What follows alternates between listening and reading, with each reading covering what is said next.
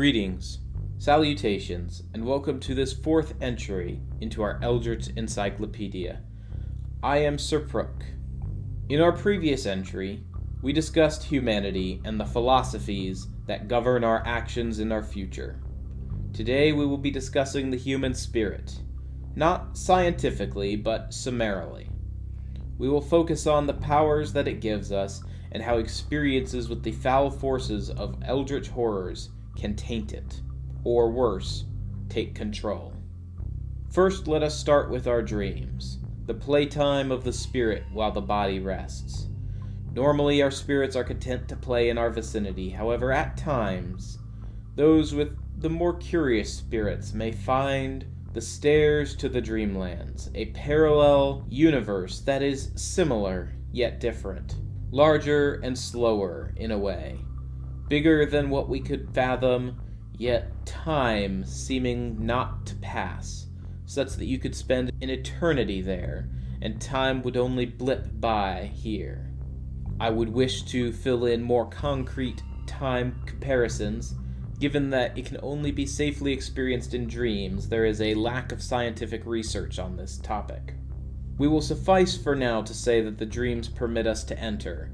For a detailed summary of the dreamlands, I will delay that until our next entry. But while dreaming, our spirit also may receive messages from monstrous deities. If possible, we should heed not, nor should we act upon these impulses. For if you have the willpower to resist, you must spend all of that willpower doing so. Failure to resist ends with you becoming a puppet in a scheme that cares not for your existence. Moving back to the waking nature of our spirit and away from dreams, we should discuss the weaknesses of spirit. One analogy that we will use here is that our spirits are like batteries. You may charge them up with knowledge and use that knowledge over time to accomplish many things. However, should you exceed the charge capable of being stored in the battery, it explodes with vigor. Such is the human spirit. Despair, masochism, rage, torpor, all responses to the same cause. Despair in realizing our meaninglessness. Masochism in an attempt to distract the spirit through pain. Rage in a hope that gore can replace dark memories. And torpor as the spirit simply shuts the brain down. These are all the risks involved when we humans expose ourselves to that which is beyond us. However, this risk can be mitigated. The simplest, and perhaps the most pleasurable, is a strong drink. A strong drink can cloud our spirit, and through this it will be partially blind to that which our senses are picking up, and thus any horror experienced minimized. Drinking to forget is also effective, though has been shown to be potentially habit-inducing. Though, if you have seen some eldritch horror, perhaps that is not the worst thing. Another method of protection is to utilize the Elder Sign.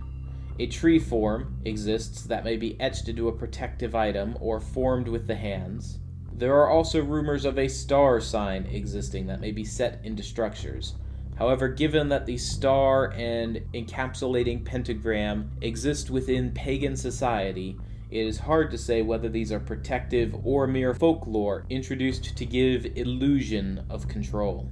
Use exceeding caution should you wish to use the star, as its effectiveness has not been scientifically ascertained. The final method is rather a method of containment, and that is the sanatorium. When sanity is lost and spirit is broken, we need to realize that this individual is still a source of knowledge, and may yet have things they can tell us or inform us about. With adequate restraint, such an individual may be questioned and given therapy in hopes that they might recover. Such is why the heroes who work in these sanitariums must be given the utmost respect and the utmost of our resources, for to lack this is to invite insanity to live among us. In concluding, our spirit is equal part self to our bodies. As our body can break and be transformed, so too can our spirit break and be transformed. As our body can travel, When practiced, so also can our spirit travel.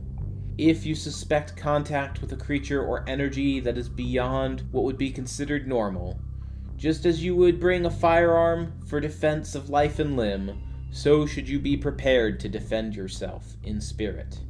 Thank you to all who have listened to this entry. As usual, may you have the best of vibes, and may you stay suitably sane.